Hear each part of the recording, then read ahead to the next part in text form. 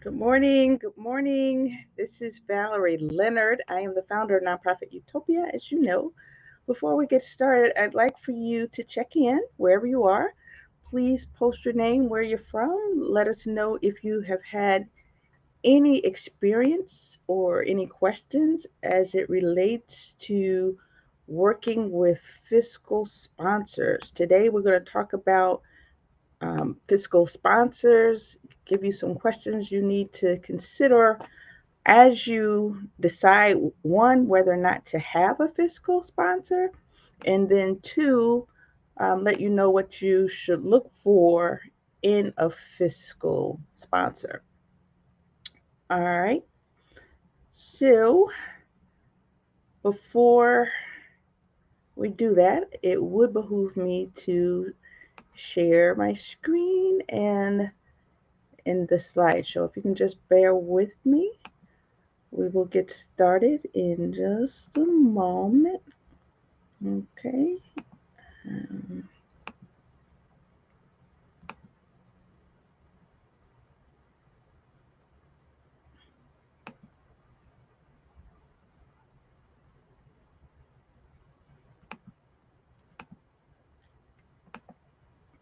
Alrighty, so again, we're going to talk about whether or not you actually should have a fiscal sponsor, and we're also going to dispel some of the myths around fiscal sponsorship versus a fiscal agent.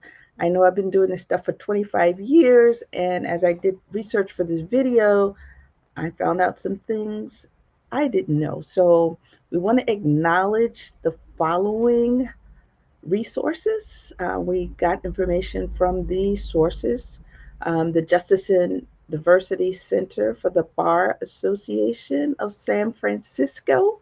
We also reviewed information from Charity Lawyer, National Council of Nonprofits, and then I have some of my own experiences I would like to share.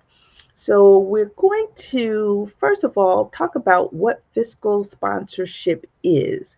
In a nutshell, is basically using the tax exempt status of one organization, as you work toward either getting your own or just working on a project where it's important for you to have um, tax exempt status for that project, right? So it essentially confers the sponsor's 501 tax exempt status and certain administrative benefits onto a charitable project. It could be a charitable project, it could be an organization, so that that project or organization, and sometimes even that person, can receive grants and tax deductible contributions that they wouldn't be able to get otherwise. All right. So there are two models of fiscal sponsorship. The first one is the direct model, and this is actually most common. It's basically used to, I guess, in many instances, incubate new programs, new projects, new initiatives, and whatnot. And in that case, you are basically integrating that organization's program services, employees into your own. And then we've got the fiscal agent or grant model, where you're just looking for sponsorship for that particular project. So, going into a little bit more detail about the direct model or the fiscal sponsorship model, again, the project or the organization is fully integrated into the fiscal sponsor's operations. That project or even that organization, for reporting purposes, for auditing purposes, for the purposes of Form 990, and even for marketing purposes, you would be listed in that organization's financials as part of their programs, right? So you're not necessarily an independent entity, even though you're doing all the work. So your employees and your volunteers, all of them fall under the fiscal sponsor. Why? Because they're legally liable, right? So they need to be all in your business. They need to be monitoring not only the finances, but the operations, right? So they're responsible fiscally, meaning financially, as well as legally. So they accept liability for everything that goes on. In fact, if you have a board, right? If you're not a full, if you're not an organization, then your board is really not responsible unless you created a legal entity. The legal entity that is responsible is that fiscal sponsor. So when we look at the fiscal agent model, the difference here is the project itself or your organization does not become part of the fiscal sponsor. In fact, you can even have your own 501c3 and get a fiscal agent. The fiscal sponsor and the project have a grantor grantee relationship or some other contractual relationship is binding, legally binding, and it can be done for a single project or it can be done ongoingly. And the fiscal sponsor is not liable for all actions of the project, but still fiscally responsible, financially responsible to make sure that they're managing the finances of that project properly. The fiscal sponsor must still exercise sufficient control over the project's funds, right? Because they're legally liable. They don't want you to sue them. They don't want the IRS coming after them, right? So they have to make sure that the funds that they're managing are being managed by you on the program side in a manner that is consistent with what the IRS is looking for, in a manner that's consistent with what the grantor is looking for. Because at the end of the day, for that particular project, it's not your neck on the line legally unless you have a legal entity, but it is the entity that is managing the funds for you. So the project still has to comply with the necessary tax reporting requirements. That means, the project needs to follow all the guidelines that the grantor has given you. It has to follow all the guidelines of the IRS. It has to be subject to the same reports that a nonprofit would be. All right. So when we look at where to find a fiscal sponsor, we can look basically in our backyards. We can ask around, ask organizations, that have the fiscal wherewithal to actually be a fiscal sponsor. And this fiscal sponsor directory.org, this is a website that has actually created a directory of organizations that are fiscal sponsors. They're in the business of being fiscal sponsors. So it means that they are 501c3s. They also are in the business of managing the finances and the operations, the back office operations for nonprofits. You don't have to be limited to the organizations in this directory, but this is a good place to start. This map is interactive. It is found on fiscalsponsordirectory.org. All you do is click on your state. If your state is in green, then they have a database for those organizations that are in the business of being fiscal sponsors. If your state is in gray, then they don't have any record. But that doesn't mean that you can't find a fiscal sponsor. It just means that there are no people from that state that have actually signed up for this directory.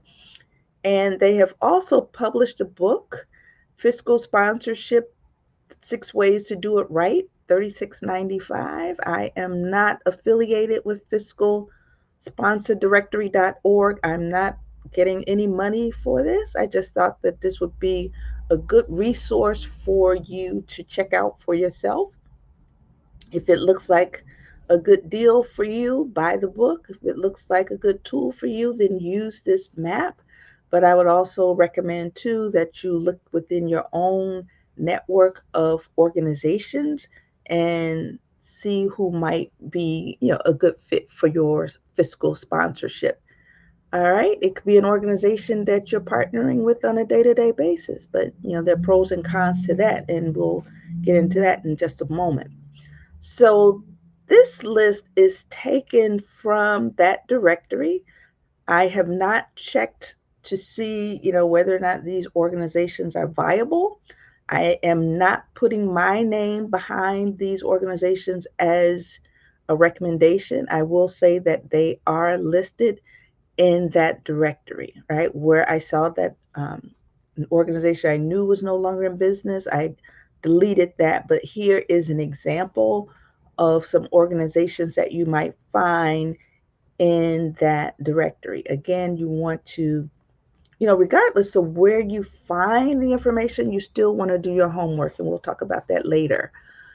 For those of you who are in the arts community, it's very, very common for artists to participate in festivals for municipalities or for nonprofits, participate in festivals where they don't necessarily have a 501c3 status, but they want to come under the cover of an organization that does have 501c3 status so that they can take advantage of nonprofit funds, right? And when I say take advantage, I'm not talking about absconding with the funds or anything like that. I'm just saying they're expanding their revenue base because without 501c3 status, the individual artists or some organizations, that are established for cultural purposes but don't have tax exempt status, they will not be able to take advantage of uh, of certain festivals and certain funds. All right. So with Fractured Atlas, that's all they do. They focus on artists. So you might consider, if you're an artist or part of a cultural organization, to look them up and see what their requirements are, see if there's a good fit. So the question at this point becomes, what are the pros and cons of fiscal sponsorship? All right, so I think some of the pros that we're all familiar with, I mean, it's so obvious. You can receive tax deductible donations, right? You could take advantage of tax deductible donations that you wouldn't otherwise be eligible for. You can also, depending on the relationship with the fiscal sponsor, if they're your sponsor, meaning that they're in control of your operations as well, you can really tap into their networks, right? And their expertise and get additional funds. There are fewer upfront costs because at this point, you don't necessarily have to worry about hiring, that back office staff to manage your funds and other operations. And you can also use their other services, right? They can provide administrative support, accounting. They can give you space. They can write grants for you and provide technical support. And again, that all depends on your relationship. If you are a fiscal sponsor, then you typically can tap into the whole range of services. If you're using if you're using a fiscal agent, then that scope is limited, and you really need to spell out, what you're getting in the contract, and you get lower insurance costs. Why? Because, of economies of scale, working with a larger organization, a tried and true organization, they will typically qualify for lower insurance costs than you would as a startup.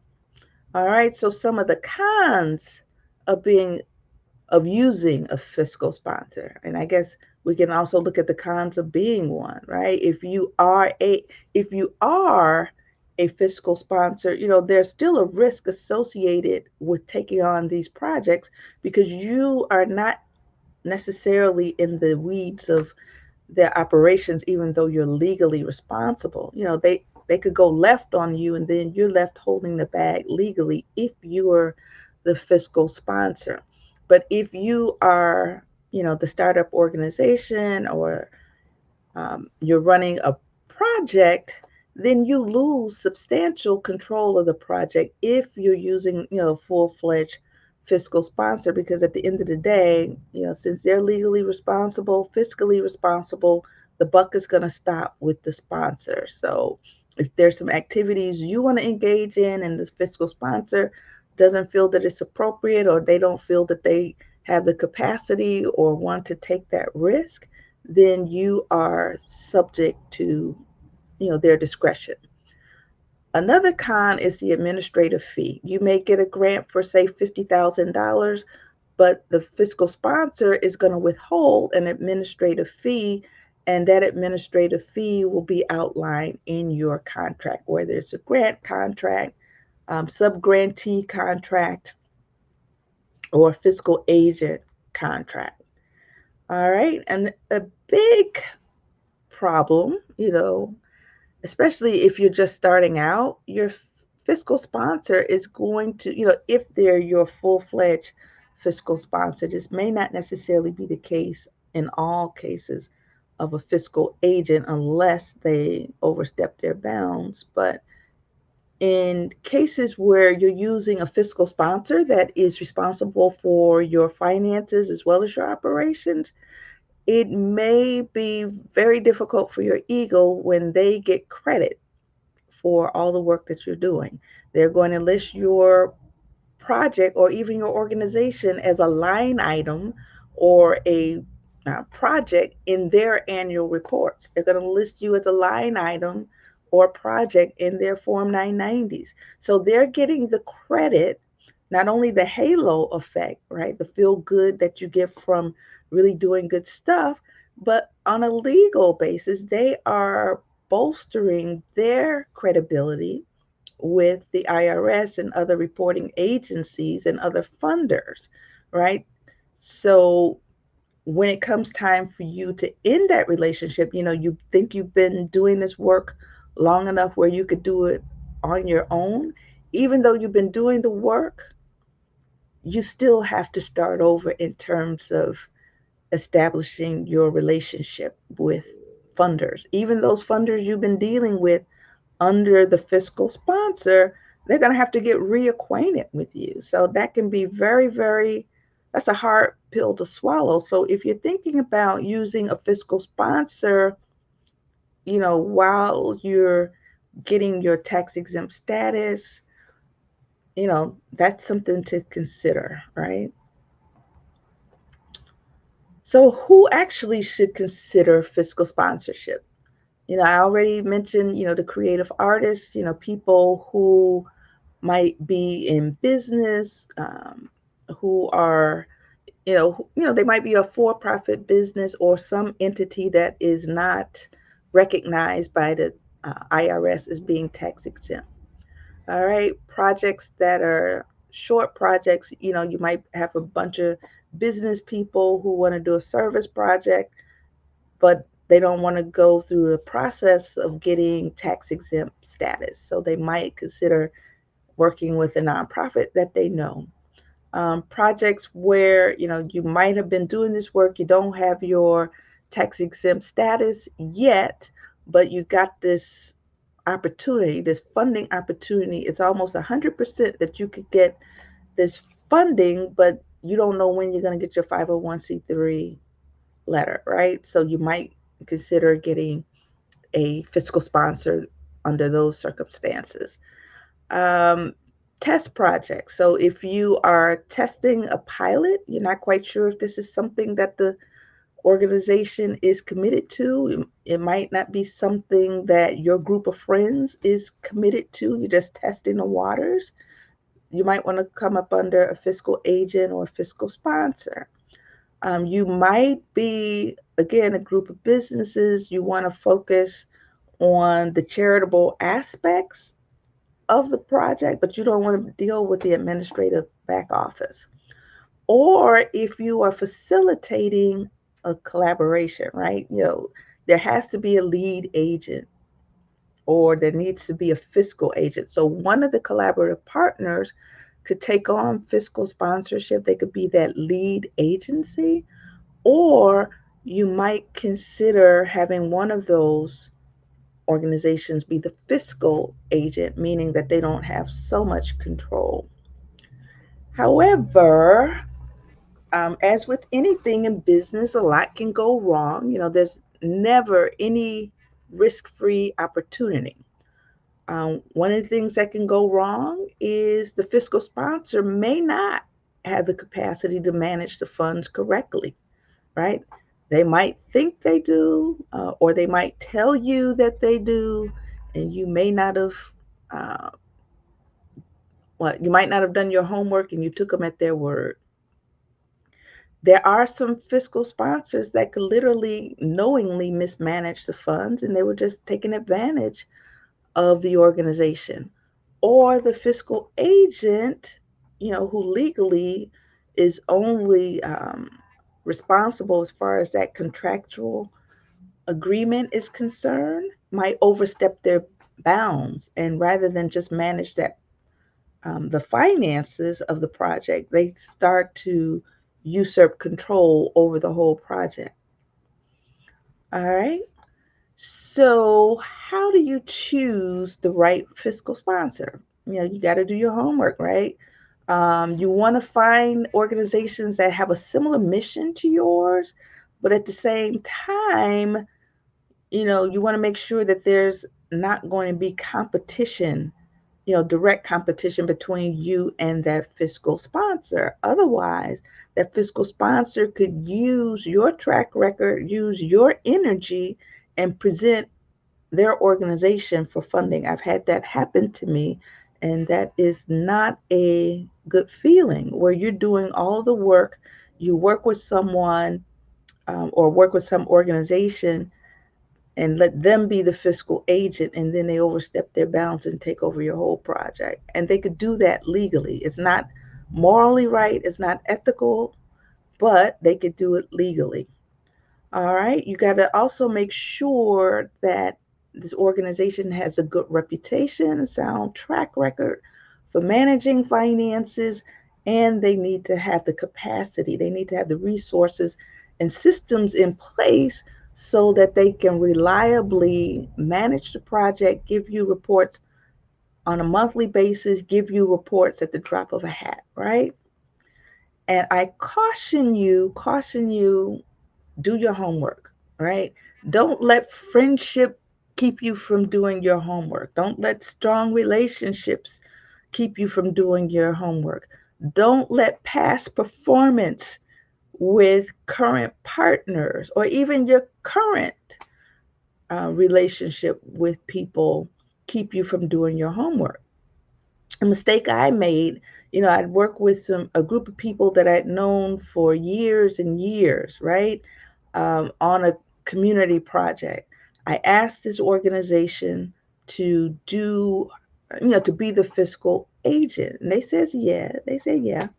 And against my better judgment, I'd never looked at their financials, never asked them to do a contract or anything. We just accepted funds, right? Let them accept the funds. And to this day, they have yet to produce a report because they don't want people, a report that could be consumed by the partners because they don't want people, quote unquote, getting into their business.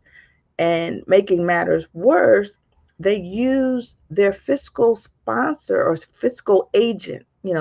They weren't supposed to have control of the whole project, but they usurped their fiscal agency and took control of the whole project and shut me out. And when I asked, right, I had the unmitigated gall to ask, why they didn't even interview me, right? They sued me or threatened to sue me. So those that could be a real horror story, and unfortunately, I'm not alone. So you want to make sure, again, don't take your friendship, don't take your existing relationships for granted. You want to look under the hood, even though you've been knowing people or think you have been knowing people for years. Look at their financials, right? You want to develop an RFP and an interview process and get probing questions. Ask everybody the same set of questions, have an objective scoring sheet so that you can rank these people. And I know it sounds like a formality, but trust me, you'll feel better about the whole process. You'll have a documented process so that if anything goes wrong, you'll have more of a legal footing to stand on. Make sure you get references. Again, I don't care how well you know people situationally. You just know people as far as your dealings. If you never had to have an organization to manage your funds before, you can't just go on friendship. And I could tell you further, you know, after all of this friction started, I started looking at their financials. I looked at their financials after the fact. And what did I find? I found things like conflicts of interest. This organization that was meant to do economic development that did not give loans to small businesses gave loans to their board president. It was disclosed, but still, you have to wonder, they're giving loans to their board president, but not loans to people in the community. I found, that they were on the board. There were board members who were on the board, but they were also collecting salaries. So a number of conflicts of interest, a number of abnormalities that would be red flags that I never, ever, ever would have ignored had I just taken the time to read the 990. And I didn't read the 990 because I trusted the relationship with the people I had. I had no idea that they had such conflicts of interest. So get references. You want to make sure that you engage your board in the selection process. If you don't have a formal organization, make sure you engage the leaders at every step of the way in the selection process. So that means understanding the goals and objectives for this fiscal agent and what their role will be, their scope of work. Spell out their scope of work and make sure that they stay within that scope. And best practice, as I found out the hard way, if you're going to go with a fiscal agent, which has a very limited scope, try not to use a fiscal agent that has a vested interest in the outcome of that project, right? You probably want to go with someone who has a similar mission but is not engaged in the day operations of the project, and that would minimize your conflicts of interest. And also, you want to make sure, even if they are your fiscal sponsor, meaning that they have control of your employees, control of your finances, keep your own financial records and reconcile with them on a monthly basis. I can remember a situation I was in. I was a founding executive director for a nonprofit that gave out funds in the neighborhood. And for the first 3 years of our existence, we were part of a foundation, right? They controlled the operations, they maintained fiscal responsibility. They listed all of the grants that we made on their own Form 990s, right? And we were a line item as one of their programs. But when it came time for us to spin off, the good thing is they encouraged us to develop our own strategic plan, develop our own systems so that when we spun off on our own, the shock wasn't so real.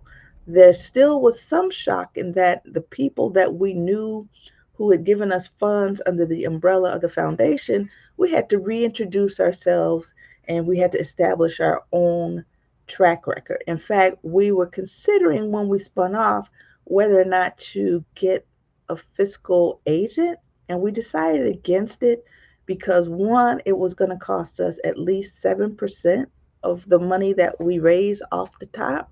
But two, we realized that even going through their process of providing technical assistance to help wean us away over 5 years, if we were to use them in 5 years, we were doing all of this work, they would be getting the credit financially as well as socially for all of the work that we would do. And then after that 5 years of doing the work, making them look good, we would need to establish a whole new relationship for ourselves. So we decided we would just bite the bullet ourselves and, figure it out. All right. So this list is from Ribbon. Ribbon is a business that provides services for fiscal sponsorship services, and they're more into the technology. They have a technology platform, and they shared 6 trends in fiscal sponsorship. So, fiscal sponsorship, as we know it, is just not just a matter of accepting a check on behalf of others. They identified 6 trends, and they found that on balance, fiscal sponsorship is becoming more technology driven. Folks are using more um, automated systems and more specialized systems such that they can better track the sponsorship relationships across the board and keep them separate from um, their own internal operations. Trend number 2, they are focusing on impact investment, and for their purposes, they're describing impact investments as making sure that when they become fiscal sponsors, they're actually thinking about organizations that will fit within their core values of being good to um, the environment and ecosystem, right? Being socially responsible and having good, strong governance systems, right? Trend number 3, there's more and more global expansion and collaboration, and that is creating the need for more sophisticated sponsorships. People need to be aware not only of the rules in the United States, but understanding the lay of the land in various countries at the same time. So you're going to need um, more, I guess, global intelligence, so to speak, and you're going to need systems that will help you to track performance across the globe. And this is performance of these organizations that you're providing fiscal sponsorship for, or if you happen to be part of this network where there's fiscal sponsorship internationally, it's a great opportunity for you to get to understand, what's happening globally as far as nonprofits are concerned. There is a demand for more transparent financial reporting. People want to see reporting beyond this one line item in the Form 990 or little paragraph description. They want to see full blown reporting that's transparent and also safe from hackers, right? Trend number 5, more inclusivity and diversity initiatives. So they're literally organizations as they take on this role of fiscal sponsorship. They might have a portfolio of different organizations that they provide the service for.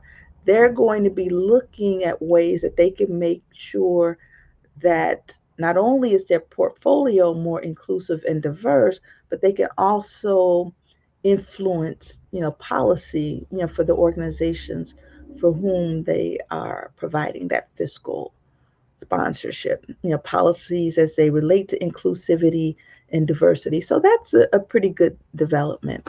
And then trend number 6, as always, more regulatory changes and compliance. So you need to educate yourselves, as part of your due diligence, educate yourselves on what's required from the IRS, what's required at the state level, and other federal um, regulations.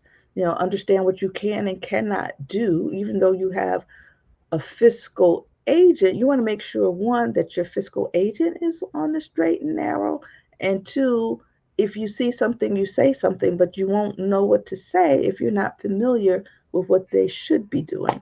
And it keeps you on the straight and narrow, and it makes it possible, it makes it easier for you take on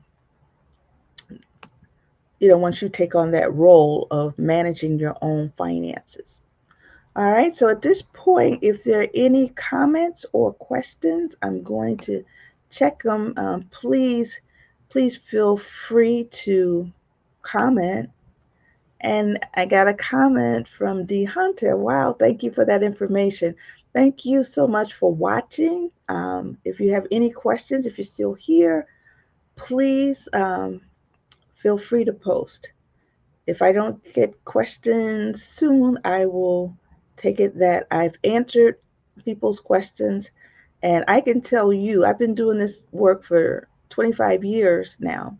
And as I was doing research for this video, I was amazed at, some of the nuances and some of the things I didn't know, right? There are things we think we know, right? We get in these projects and say, oh, just have somebody manage the money on our behalf. But, everything that we do has consequences legally and socially. And it looks like there are no questions or comments. So, there being no further questions or comments, I just want to say thank you so much for joining us. For those of you who are in the Nonprofit Utopia community, we're going to have a private members only session on Wednesday. We're going to be going through some of these forms, some of these legal forms, help you to understand, what some of the common language is so that you can craft agreements on your own, that suit your needs. And, again, too, as you think about the relationships for your fiscal sponsors, if you're involved in any collaborations, right? Whether they are formal entities or informal entities, also think about, how the money is going to be managed, who's going to be responsible, and how you keep accountability. All right. God bless you. Learn something. You learned something new today. Okay. If you don't mind, D Hunter, can you share one or two points? If it's just one thing that stood out to you that you learned today that you can take with you, I would be really curious, and it would help me to understand too what I should be focusing on. And two, while we're waiting for D Hunter to do that, if there are subjects that you'd like to see me cover in these live streams, please feel free, post it in the chat. Or if you're watching from YouTube, if you could go into our YouTube channel, right? Go into the community, and there is a suggestion box. I did a post in a suggestion box. And if you have any ideas that you'd like for us to cover, please feel free to do that. We focus on topics of starting new organizations, managing organizations, leadership development, and fundraising. So it's a broad range of things that we focus on as we help people build their organizations and develop their leadership skills.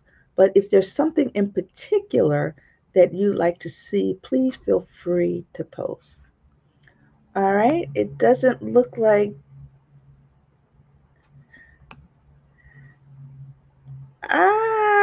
girl.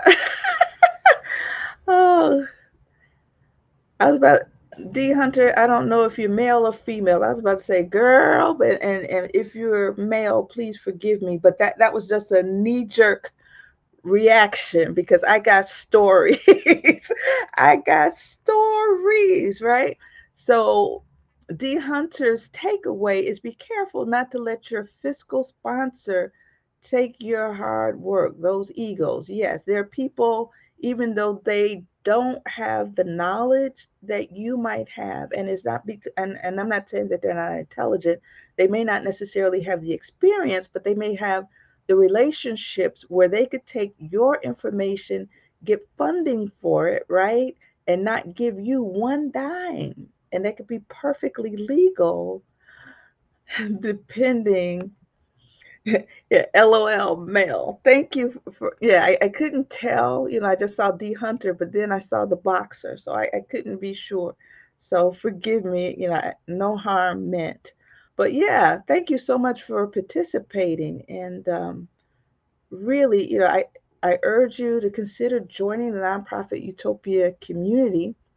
We have sessions like this. We go into a deeper dive every week with people who are part of the community, and we can help, we can answer their questions, right, in more detail. All right, so without further ado, it looks like there are no questions, no more questions. Again, thank you so much for spending time with me, especially on this Lincoln's holiday. All right, so take care, and I'll see our members on Wednesday. Bye bye.